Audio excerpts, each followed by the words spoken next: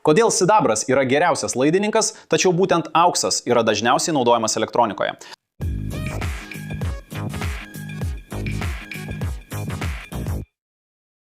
Sveiki, inžinerijos mėgėjai! Šiandien atskleisime paslaptį, kuri glumina daugelį žmonių. Jeigu sidabras yra metalas, kuris geriausiai praleidžia elektrą, kodėl auksas yra elektronikos numylėtinis?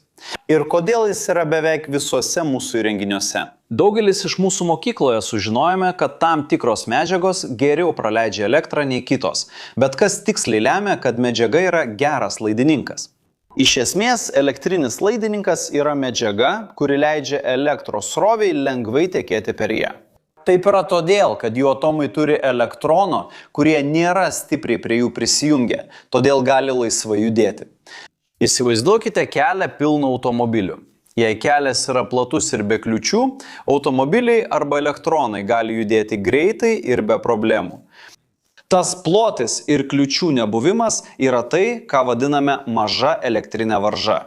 Kuo mažesnė varža, tuo geresnis laidumas. Ir čia į sceną įžengia sidabras. Jis turi atominę struktūrą, kuri paverčia jį nepralenkiamu elektros laidumo čempionu tarp visų metalų. Jo valentiniai elektronai yra labai laisvi, sudarydami elektronų jūrą, kuri gali judėti su minimaliomis pastangomis. Jei matuotume įvairių medžiagų elektros laidumą, sidabras būtų sąrašo viršuje, lenkdamas net varį ir auksą.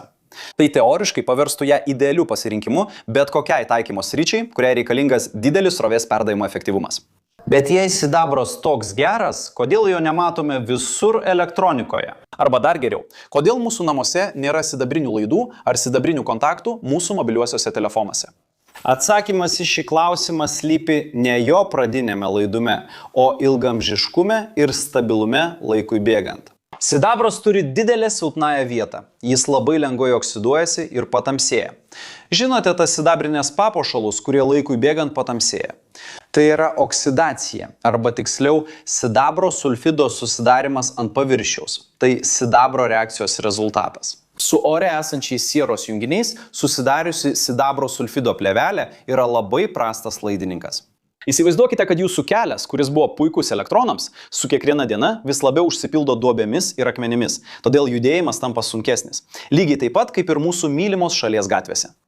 Elektrinis kontaktas, kuris iš pradžių yra puikus su grynu sidabru, greitai blogėja susidarius šiai sulfido plėveliai, padidėja varža ir galiausiai nutrūksta laidumas. Be oksidacijos, kuri sudaro sulfido sluoksnį, sidabras taip pat yra labiau jautrus elektrolitiniai korozijai. Drėgnoje aplinkoje, esant tam tikroms elektros srovės ir drėgmės sąlygoms, sidabro jonai gali migruoti ir sudaryti nepageidaujamas laidžias jungtis elektronikos komponentuose, dėl ko gali atsirasti trumpieji jungimai. Šiuolaikiniai elektronikai, kuri reikalauja itin didelio patikimumo ir miniatūrizacijos. Ši savybė daro sidabrą netinkamų pasirinkimų daugumai svarbių kontaktų ir jungčių, net ir turint puikų pradinį laidumą. Bet jei sidabras turi šiuos iššūkius, kuo auksas toks ypatingas, kad būtent jis pasirenkamas elektronikai? Nors auksas yra šiek tiek mažiau laidus ir gerokai brangesnis, jo pagrindinis pranašumas slypi savybėje vadinamoje cheminiu inertiškumu. Auksas yra kilnusis metalas, o tai reiškia, kad jis yra itin atsparus korozijai ir oksidacijai. Skirtingai nei sidabras, auksas nereaguoja su oro deguonimi, dauguma rūgščių ar sieros junginiais. Jis tiesiog išlieka blizgus ir laidus, beveik nepakitęs dešimtmečius. Įsivaizduokite elektronų kelią kaip pagamintą iš medžiagos, kuri niekada nesuyra. Nesvarbu, kiek laiko ar kokios oro sąlygos, ji išlieka lygi ir ideali elektronų judėjimui neribotą laiką. Šis atsparumas korozijai yra labai svarbus elektroninių komponentų ilgamžiškumui.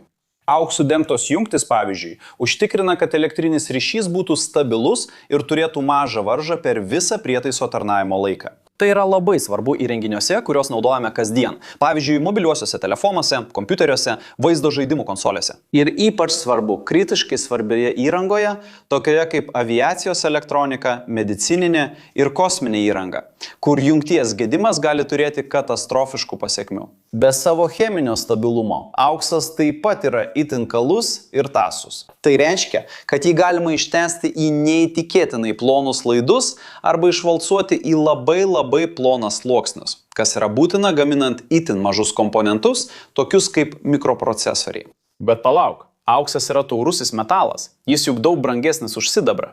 Taip, auksas yra brangesnis už sidabrą ir varį. Tačiau elektronikoje jis naudojamas itin mažais kiekiais. Kai kalbame apie auksavimą, jungtims ar plokščių takeliams kalbame apie sluoksnius, kurių storis matuojamas mikronais, tai yra dalys milimetro. Pavyzdžiui, išmaniajame telefone aukso kiekis tėra vos kelios dešimtys miligramų. Bendra aukso kaina šiuose komponentuose, nors ir nėra nereikšminga, yra pateisinama dėl patikimumo ir neprilygstamo našumo, kurį jis suteikia aukštųjų technologijų taikymuose. Nedidelė ekonomija, naudojant prastesnę medžiagą, neatsvertų gedimų rizikos ar dažnų keitimų poreikio.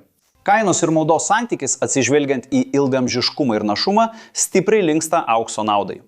Tačiau kur auksas iš tikrųjų spindi? Elektronikoje jį rasite beveik visose svarbiausiose jungtyse. Procesorių ir RAM atminties kontaktai yra padengti auksu, kad būtų užtikrintas greitas ir patikimas ryšys su pagrindinė plokšte. Vidiniai USB, HDMI ir kitų didelės spartos duomenų kabelių jungčių kontaktai taip pat yra padengti auksu, kad būtų išlaikytas signalo vientisumas viduje.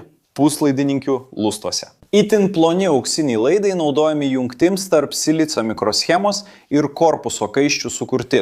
Ši technika vadinama laidų sujungimu – wire bonding. Aukso gebėjimas neoksiduotis užtikrina, kad milijonai šių jungčių mūsų įrenginiuose veiktų nepriekaištingai daugelį metų iš eilės. Taigi, kokiose situacijose kiekvienas iš šių metalų tikrai atsiskleidžia? Vario, kadangi jis yra puikus laidininkas ir daug pigesnis, yra pagrindinis pasirinkimas bendrosiams laidų instaliacijoms, elektros kabeliams ir daugumos spausdintinių plokščių vidiniams takeliams.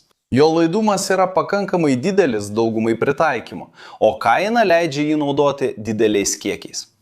Sidabras naudojamas labai specifinėse srityse, kur jo aukštesnis laidumas yra itin svarbus ir kur jį galima veiksmingai apsaugoti. Pavyzdžiui, kai kuriuose aukštos srovės jungiklių kontaktuose ar tam tikrose antenose, tačiau visada atsargiai.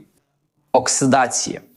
O auksas yra nepakeičiamas. Ten, kur svarbiausia yra patikimumas, maža kontaktinė varža ir atsparumas korozijai. Užtikrinam, kad mūsų įrenginiai ilgą laiką veiktų be gedimų. Jei žiūrėjote iki šios vietos ir jums patiko vaizdo įrašas, nepamirškite užsiprenumeruoti, jei dar nesate prenumeratorius. Paspauskite patinka ir įjunkite pranešimų varpelį.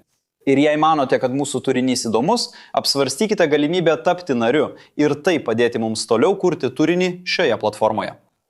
Jei norite sužinoti, kokius kursus rekomenduojame, nuskaitykite čia šalia esantį QR kodą arba paspauskite nuorodą vaizdo įrašo aprašyme, kad galėtumėte pasinaudoti įvairiomis galimybėmis tobulinti įgūdžius, kurie suteiks pranašumą jūsų karjeroje. Ar kada nors susimastėte apie šį skirtumą tarp metalų elektronikoje?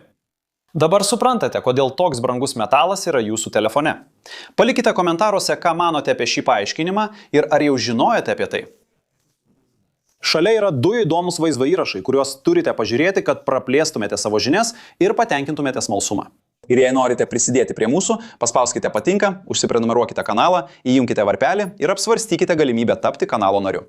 Štai taip, inžinerijos mėgėjai, didelis apkabinimas ir pasimatysime kitame vaizdo įraše.